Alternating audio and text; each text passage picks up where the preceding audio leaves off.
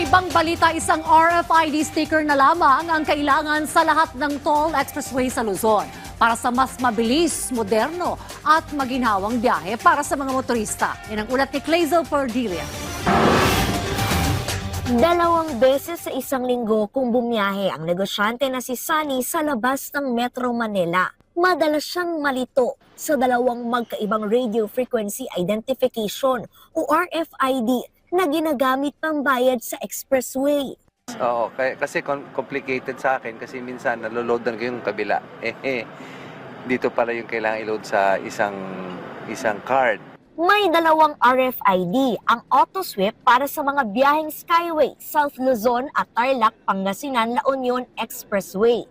Kung daraan naman ng NLEX, EasyTex, Calax at Cavitex, EasyTrip. Pero bad trip ang aabutin kung mali ang nakargahan ng RFID, lalo na sa tulad ni Romel na nagkukumpuni ng aircon. Akala ko yung aking RFID pwede sa Cavitex, yung pala hindi pwede. Magbabayad ka ng cash. Nadidelay, syempre nadidelay yung namin lakad. Ano sinasabi ng customer pag gagana? Syempre minsan pagka ang customer medyo mainit ang ulo, nagagalit. Simula ngayong araw, solve na ang problemang yan. Inilunsad na kasi sa pangunguna ni Pangulong Ferdinand R. Marcos Jr. ang One RFID for all tollways. Sa pakikipagtulungan ng gobyerno at pribadong sektor, isa na lang ang gagamiting RFID para sa lahat ng expressway sa Luzon. Malinaw ang layunin nito, mapabilis ang daloy ng trapiko sa mga tollgate. Iisang account na lang, iisang sticker na lang, iisang sistema, one RFID for all tollways. Reduce unnecessary stress, reduce unnecessary delays. Itinaon ang One RFID ngayong undas at papalapit na Kapaskuhan. Layo nitong gawing mas moderno, konektado at resolbahin ang mga pangangailangan sa infrastruktura.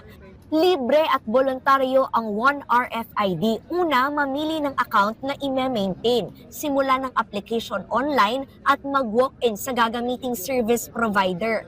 Yung stickers naman po, nang hindi nyo napili, ay tatanggalin nila.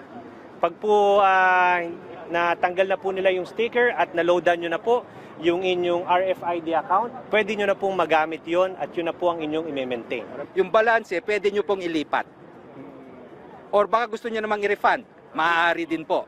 Approve yan sa mga motorista. Wala nang lito. Pag may karga yung isang yung isang tawag dito, RFID, kahit saan ka pwede kang lumusot. Sa ngayon, epektibo ang One RFID sa mga pribadong sasakyan. Sa susunod na taon, target itong palawakin sa mga group fleet account o grupo ng mga sasakyan na nakarehistro sa kumpanya o gobyerno. Clazel Perdilia para sa Pambansang TV sa Bagong Pilipinas.